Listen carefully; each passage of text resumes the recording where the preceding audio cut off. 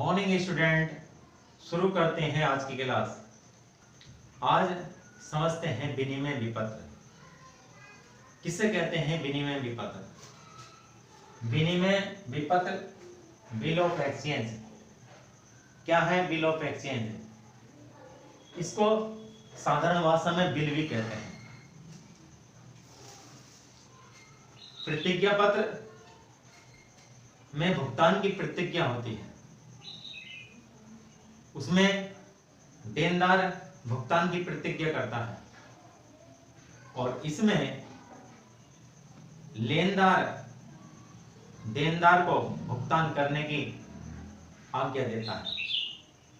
अर्थात साधारण शब्दों में विनिमय विपत्र भुगतान करने की आज्ञा का लिखित प्रपत्र है, जिसमें लेनदार देनदार को निश्चित राशि निश्चित अवधि के बाद निश्चित व्यक्ति को या आदेशानुसार व्यक्ति को या वाहक को भुगतान करने की आज्ञा देता है। भारतीय विनिमय साध्य विलेख अधिनियम 1881 की धारा 5 के अनुसार विनिमय विपत्र एक लिखित प्रपत्र है, जिसमें लिखने वाले के हस्ताक्षर होते हैं, जो किसी व्यक्ति को या उसके आदेशानुसार या वाहक को उसमें लिखी राशि का भुगतान बिना शर्त के करने का आदेश देता है। इस प्रकार विनिमय विपत्र लिखित शर्त रहित एक आज्ञा पत्र है, जो ऋणदाता द्वारा ऋणी पर लिखा जाता है, जिसमें ऋणदाता ऋणी को निश्चित समय के बाद निश्चित व्यक्ति को या उसके आदेशानुसार या अन्य व्यक्ति को या वाहक को निश्चित धनराशि भुगतान करने का आदेश देता है। तो इस प्रकार आपको समझ में आ गया होगा कि विनिमय विपत्र भुगतान करने का एक आदेश पत्र है,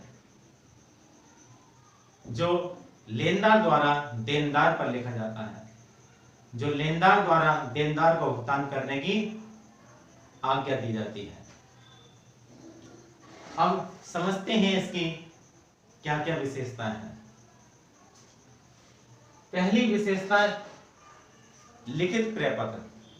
यह भी एक लिखित प्रपत्र है।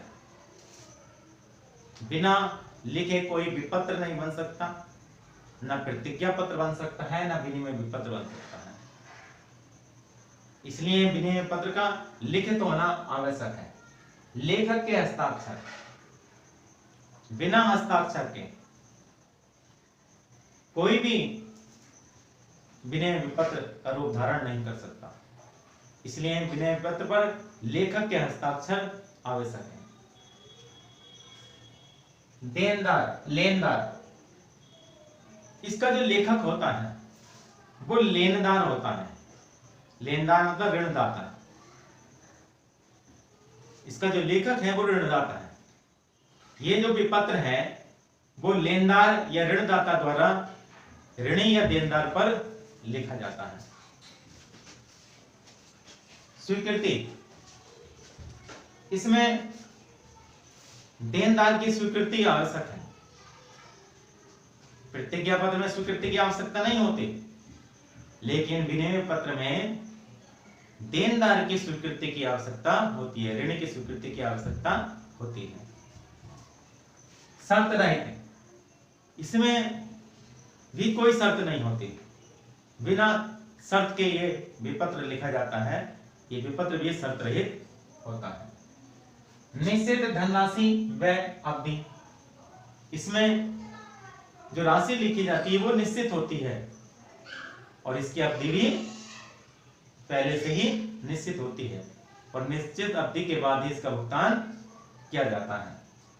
पक्षकार, प्रतिज्ञा पत्र में दो पक्षकार होते हैं, एक लिखने वाला और एक भुगतान प्राप्त करने वाला।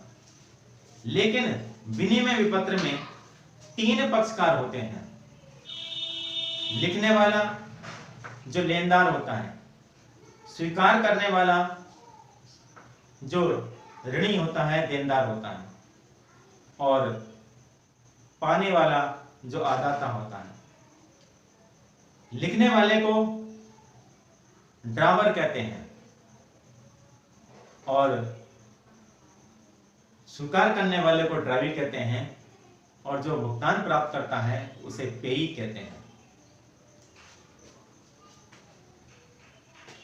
आठवीं विशेषता है भुगतान की आज्ञा। प्रतिज्ञा पत्र में भुगतान की प्रतिज्ञा की जाती थी, लेकिन विनिमय पत्र में भुगतान की आज्ञा दी जाती है। तो ये भुगतान की आज्ञा पत्र है, भुगतान का आदेश पत्र है। इसमें आदेश दिया जाता है ऋणी को भुगतान करने का।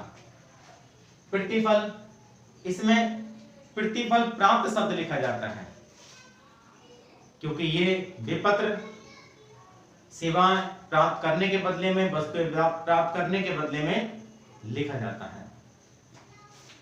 मुद्रांकन, इसमें भी उचित टिकट लगना अनिवार्य है, उचित स्टाम्प लगना अनिवार्य होता है। बिना टिकट लगे इसकी वैधानिक मान्यता नहीं है।